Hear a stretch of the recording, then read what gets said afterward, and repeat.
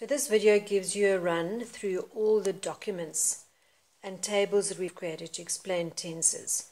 We also had this handout which showed you the different types of verbs, because tenses rely on some of these things. They rely on main verbs, that's your finite fani. They rely on auxiliaries, the auxiliary dog.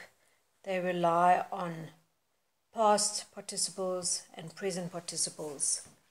So here's a normal tenses table, and it's very important that you know where each sentence goes. So Susie washes the car would be the present tense in the simple aspect.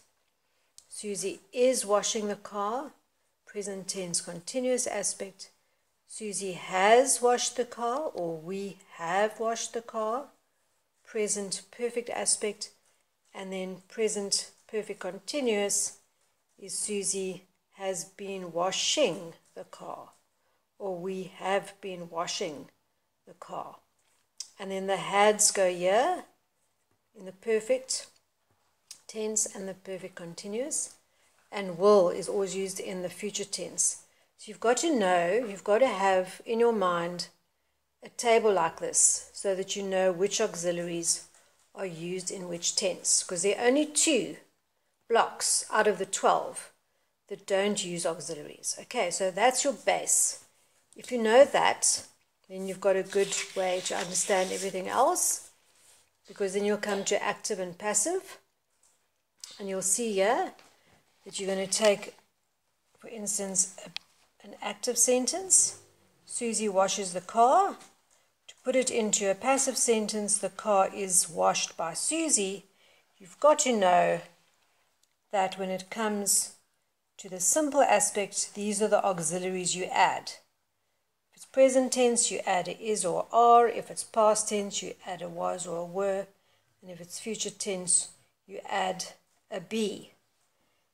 And then the other auxiliaries you have to add, anything in the continuous aspect, you've got to add a being. And anything in the perfect aspect, you've got to add a been. So this is all for active and passive. And every single sentence that's created in the passive voice uses the past participle. So that's where you've got to know. You've got to go back to this handout and go and see what are your past participles. They're different to the past tense. You can see here, present tense, past participle. Sometimes it's the same word as the past tense, but very often it's a completely different word because it's irregular. Okay, so when it comes to active and passive, what's going to help you is to remember which auxiliaries you add. Simple aspect, you add is, are, was, were, or be, one of those. Continuous aspect, you add being. Perfect aspect, you add been. And passive sentences don't exist in this last aspect. Okay, then going on to direct and indirect. Here your tenses have to change. So they're the arrows that tell you how they have to change. If the sentence in the direct speech started out in this block, it's got to go one back. They all go back, okay? They all go back into a tense. So these look like they're going forward, but in effect they're actually going back. They're going back into the conditionals. So all these modals, words, the woulds and the shoulds and the coulds, are classified as past tense. Okay, so when it's direct and indirect speech, you go one tense back when you change from direct to indirect. So you've got to know how to use this table. Let's say a sentence starts here. She washed the car. And it's a direct quote, so in quotes, he said. Then if you're going to put that, sentence into indirect speech, your arrow tells you you've got to come down here. You've got to change the tense into past perfect. So you've got to say, she had washed the car, and you're going to start with he said that. You make that a lowercase. She had washed the car. You see, so you've got to know how those tenses change. And the last little handout or table that we did was the conditional sentences.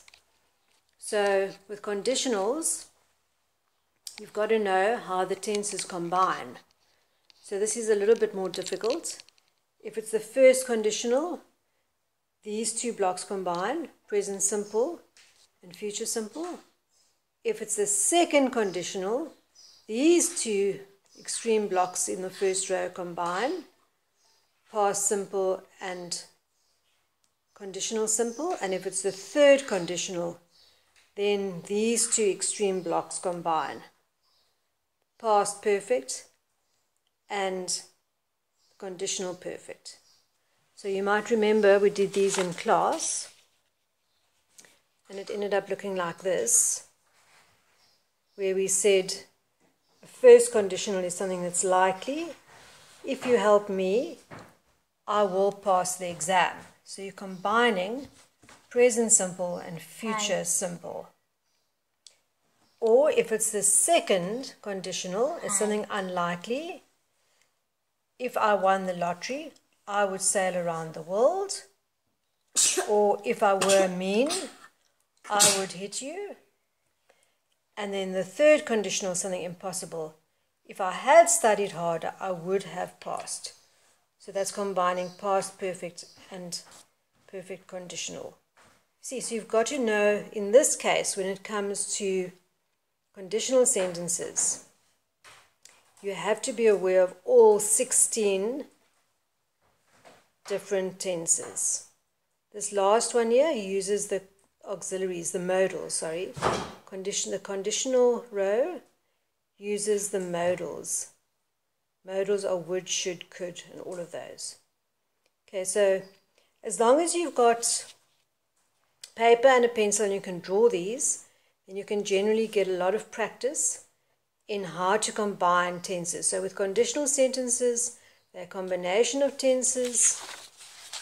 Okay, as the arrows show.